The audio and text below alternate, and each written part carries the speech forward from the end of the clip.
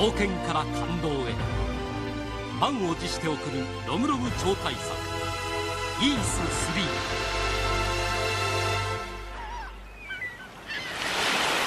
3。アドル、出発の前ってのはいいもんだな。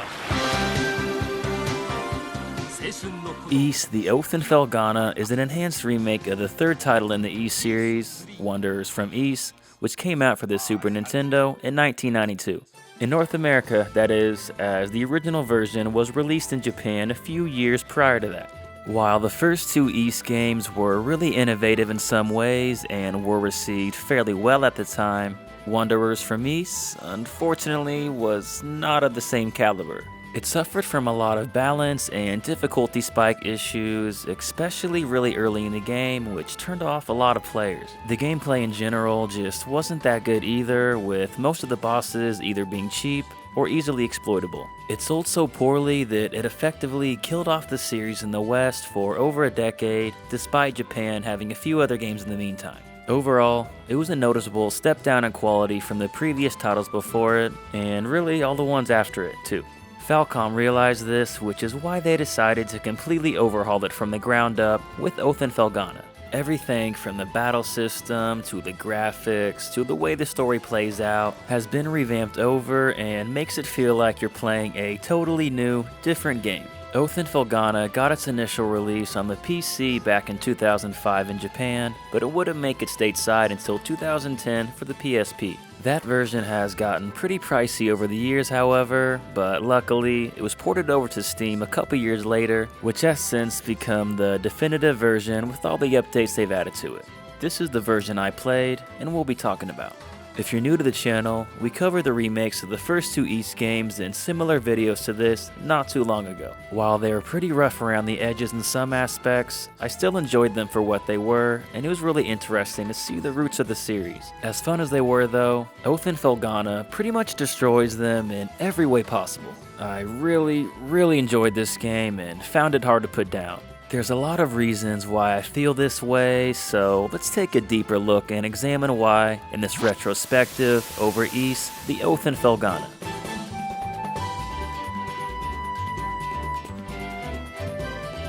The story of Oath in Felghana begins with Adol and his wall-crushing friend Dogi from the first two Ys games sailing to Dogi's homeland of Felghana. Shortly after arriving, they come into contact with some monsters and help fend them off from attacking a young girl. You find out the girl's name is Elena, who is actually a childhood friend of Dogi.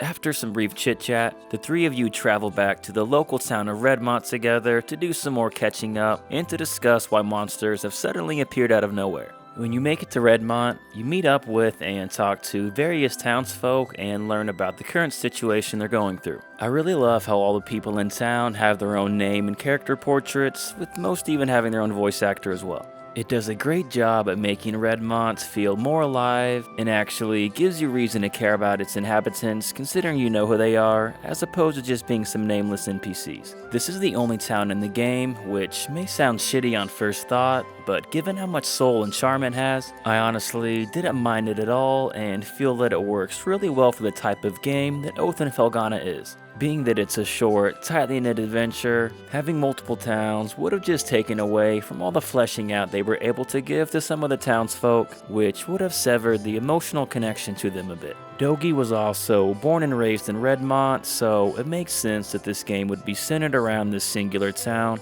as it gives us an opportunity to learn more about his backstory.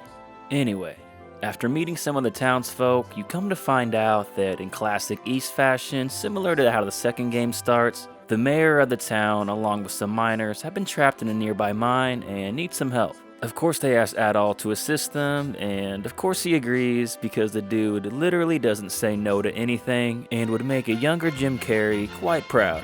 The mines serve as the first real dungeon of the game and do a great job at familiarizing you with the combats and general gameplay. You face against two different bosses throughout it, one of them including the masked, robed figurine Dularn, who serves as a recurring boss throughout the game, and the other is a more giant, epic style of boss battle which the series is known for. The patterns and the bosses themselves obviously change, but it's a good example of the two different styles of boss fights in the game, proportionally speaking. After completing this tutorial dungeon of sorts, you meet a person by the name of Chester who happens to be one of Dogi's childhood friends, and Elena's brother, who she told you about earlier that had been missing for around 6 months. It turns out he's been working with Count McGuire, who is basically just the evil douchebag ruler around these parts, who's been taxing the people unfairly, and has just been doing all types of shady shit, really. The main plot gradually starts to kick in from here, as over the course of the next dungeon or two, you find out that Count McGuire, along with the help of his right-hand man Chester, are trying to recover 4 statues to awaken the ancient evil demon Galbalan. To give much more detail would start going into spoiler territory, so I'll save that bit for a little later in the video. Throughout Adol's journey, Oath and Felghana has you traveling through various types of terrain and environments that are honestly pretty similar to the environments in the second game. Considering this is a remake of a game that originally came out in the early 90s, it was pretty commonplace back then for series to reuse ideas from previous entries, but just make them bigger and better for the next one. Plus, it also felt like the games had to go through a checklist of certain types of environments to include. Fire level. Check. Ice level. Check. Some type of underground mines or cave of sorts. Check. A giant tower / castle. Check. Alright, you get my point. In my opinion, stereotypes are okay as long as they do it well, and Oath and Felghana does it well, I think. The variety is nice and it helps it feel like a more grander, epic adventure despite it being a pretty short game overall. Also, I feel like they handled that balance and variety much better than the second game. One of my biggest problems with Ys 2 is that you spent too little time in the ice mountains and volcano areas and way too much time in the final dungeon in the game. Like, you literally spend the last 40 to 50% of the game there. It got real old, real quick, and made the second half of the game not nearly as much fun as the first half was, in my opinion. Thankfully, Oath and Felghana balances this much more proportionally and spreads out the time spent in locations fairly evenly. Exploring these locations is much more fun as well, as the amount of attacks and skills you have at your disposal allows for a nice variety of movement. Throughout the game, there's 3 different types of bracelets you can acquire, which basically serve as magic. The Ignis bracelet is fire, the Ventus bracelet is wind, and the Terra bracelet is earth. You can upgrade these bracelets up to 3 times by finding gems scattered throughout the lands. This allows for a stronger, powered up version of the magic attack by holding down the button for a few seconds. Honestly, it kinda gave me Mega Man X vibes with charging up an attack before going into an area, unleashing it on the enemies, and then following it up with smaller attacks to finish them off. As a huge fan of the earlier Mega Man X titles, this was a-okay with me and made the gameplay really fun. The enemy variety requiring different strategies to beat kept things fresh as well. If you just try to simply hack and slash your way through every enemy type, you're gonna get absolutely slaughtered. Some enemies you may have to attack from an aerial advantage with the downwards thrust to stun them. Flying enemies are best taken out with the charged up wind attack. Armored enemies need to be penetrated by earth magic, and so on and so forth. The options continue to open up as the game progresses forward, which always keeps things fun and exciting. In addition to all this, there's also a boost meter which gradually fills up the more you attack enemies. Once it fills up, you can activate boost mode, which for a period of time makes your attacks faster and stronger, and also reduces the damage you take as well. This is really helpful in tight situations when you're mere seconds away from kicking the bucket, and of course, during boss fights too. Also, when fighting random enemies, there's different types of multipliers you can rack up, which give buffs to various stats like increased attack, increased defense, and even increased experience. These are pretty easy to chain together as well and keep activated from screen to screen, so it makes grinding in this game pretty bearable overall and not nearly as bad as it could have been. In my personal experience, I really didn't have to grind too much with this game, outside a couple moments where I just wanted a little extra safety net for a tough boss.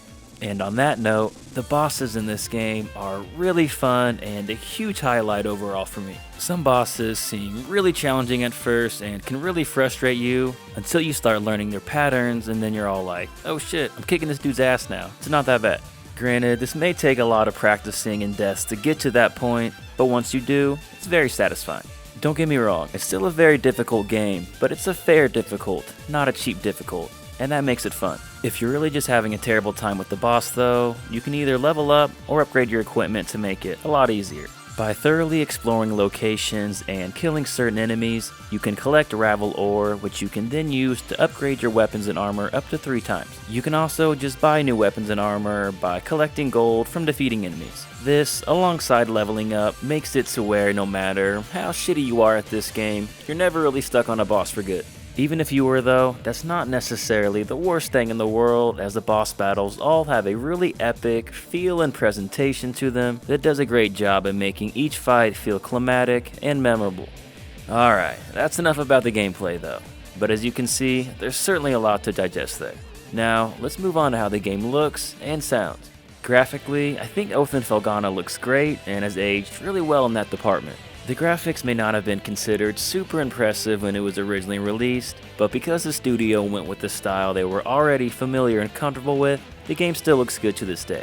There's just a lot of charm there with how bright and vibrant everything looks. It's the same engine that the Trails in the Sky games use, which I really love, and by the way, is another Falcom masterpiece. The character models also look pretty similar to Ogre Battle 64, which is another favorite of mine. With that said, I may be a little biased towards this type of style, but even still, technically speaking, I think Falcom did a good job here. What they did an even better job with though, is the music. It should come as no surprise by now just how amazing Falcom soundtracks are, and this one is definitely no exception. Every piece is just so fitting and done excellently, from the more vigorous, uplifting tunes to the emotional tracks. Out of all the Falcom games that I've played so far, it's one of the better soundtracks in my opinion. With how good each soundtrack is too, that's really saying a lot. I was also really impressed and surprised just by how good the voice acting was.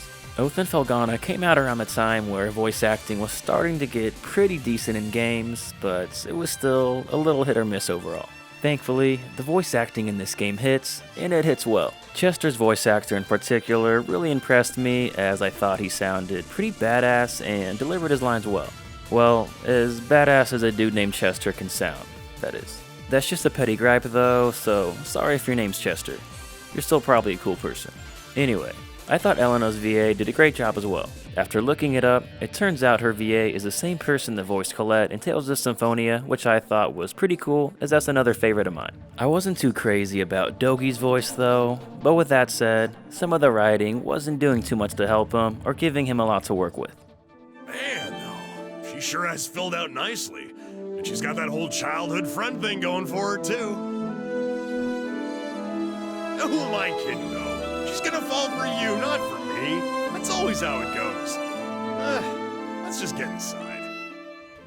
I mean, there's only so much you can do with those lines. Really. I don't mean to shit on the writing in this game either, as it is really good for the most part, but this part kinda stuck out to me as being pretty cringe. On the topic of writing, I am going to take this moment to talk about some events that took place near the end of the game, so if you wish to avoid spoilers, skip to the timestamp on the screen.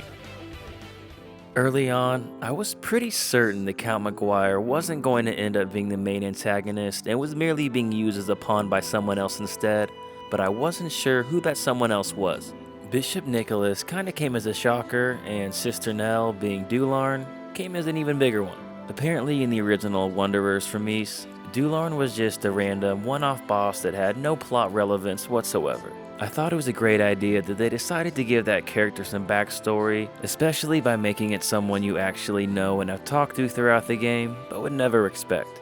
It makes her eventual death more meaningful. I also really like how they handled Chester's redemption arc as well. It made the ending that much more climatic and gave him a true hero sacrifice. With that said, I'm not really a fan of how they handle Count McGuire's development though.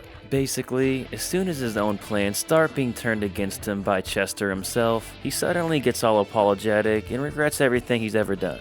I get that some people can have a change of heart, especially after events like this, but for someone who acted so cartoonishly evil for most of the game, it just seemed like it came out of left field a little bit. Granted, not everyone instantly forgives him, which is good, and for the rest of the game, he does talk about how he's going to spend the rest of his life atoning for his sins, but still, I don't know. Just a little nitpick, but overall, the story in this game is quite good, especially for an Ys game, which doesn't usually have a strong focus on stories. It definitely hooked me in and kept me captivated to keep playing.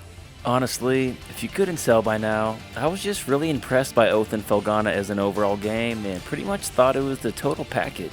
There's just so much to love about this game, from the battle system, to the music, to the story and the characters, and I could keep going.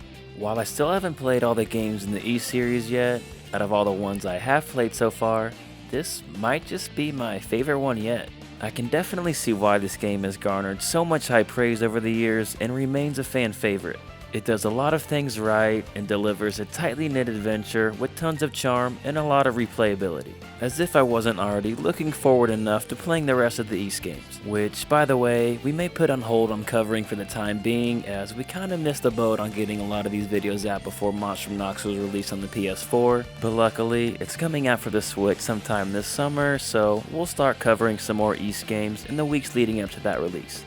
This will include Ark of Nepishtim, Memories of Celceta, Ys Origin, and Ys 7. In the meantime, we'll be making our usual list videos and covering some other RPGs and retrospectives. If you're interested in us covering one of your favorite classic RPGs, leave us a comment below with what it is. And if you enjoyed this video, it would mean a lot if you could like it or even consider subscribing. For those wishing to further support the channel, as always, links to our Patreon and social media are in the bio below. Other than that, thanks for watching and hope you have an awesome day, everyone. This is Gaming Productions. Until next time.